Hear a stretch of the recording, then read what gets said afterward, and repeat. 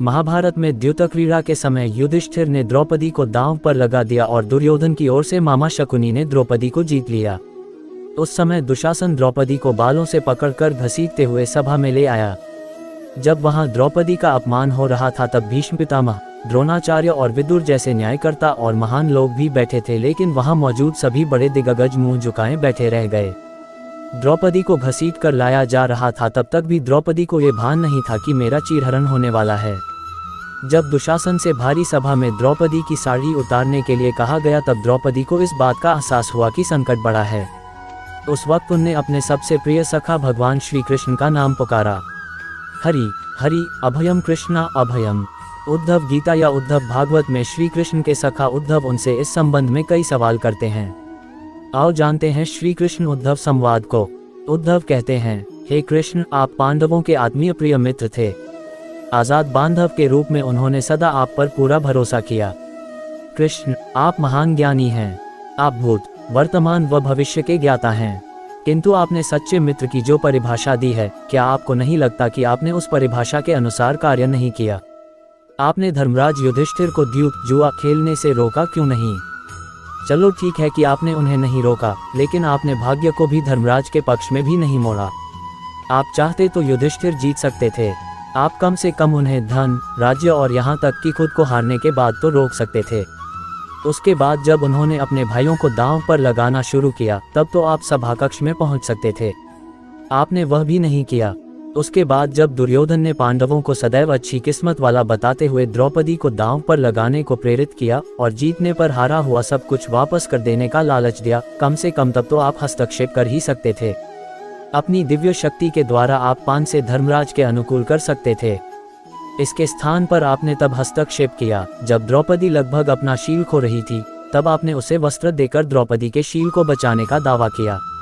लेकिन आप ये दावा भी कैसे कर सकते हैं? उसे एक आदमी घसीटकर सभा में लाता है और इतने सारे लोगों के सामने निर्वस्त्र करने के लिए छोड़ देता है। एक महिला का शील क्या बचा? आपने क्या बचाया? अगर आपने संकट के समय में अपनों की सहायता नहीं की तो आपको आपात बांधव कैसे कहा जा सकता है? बताए, आपने संकट के समय में सहायता नहीं की तो क्या फायदा?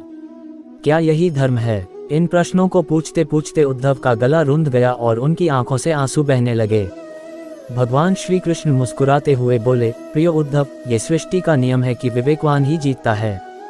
उस समय दुर्योधन के पास विवेक था, धर्मराज के पास नहीं। यही कारण रहा कि धर्मराज पराजित हुए। उद्धव को हैरान परेशान देखकर कृष्ण जी आगे बोले, दुर्योधन के पास जुआ खेलने के लिए पैसा और धन तो बहुत था, लेकिन उसे पासों का खेल खेलना नहीं आता था, इसलिए उसने अपने मामा शकुनी का द्यूतक्रीड़ा के लिए उपयोग किया। यही विवेक है। धर्मराज भी इसी प्रकार सोच सकते थे और अपने चचेरे भाई से पेशकश कर सकते थे कि उनकी तरफ से मैं खेलूंगा। जरा विचार करो कि अगर शकुनी और मैं खेलते तो कौन जीतता? पासे के अंक उसके अनुसार आते या मेरे अनुसार? चलो इस बात को जाने दो।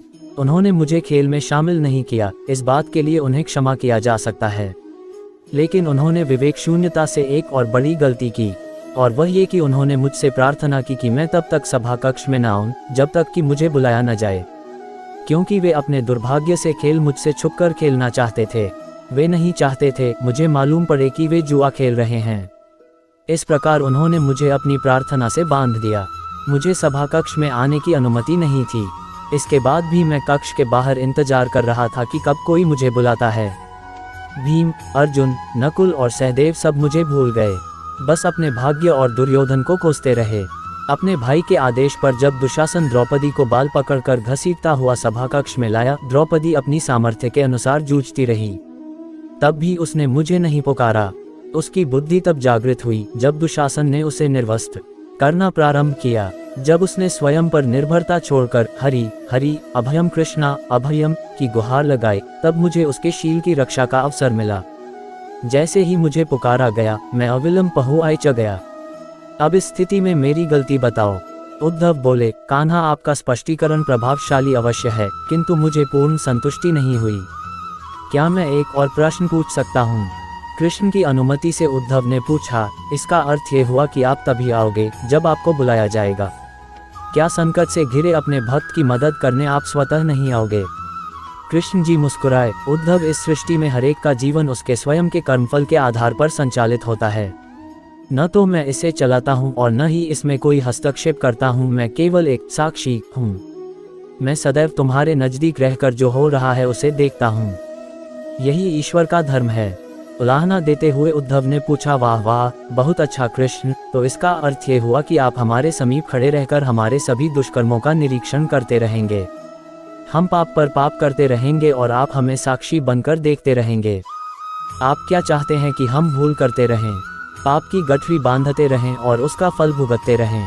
तब कृष्ण जी बोले, उद्धव, तुम शब्दों के गहरे अर्थ को समझो।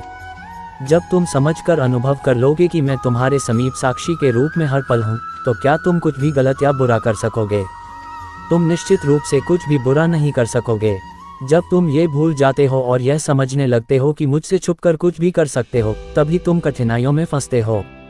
धर्मराज का अज्ञान ये था कि उसने माना कि वह मेरी जानकारी के बिना जुआ खेल सकता है। अगर उसने ये समझ लिया होता कि मैं प्रत्येक के साथ हर समय साक्षी रूप में उपस्थित हूँ, तो क्या खेल का रूप कुछ और नहीं होता।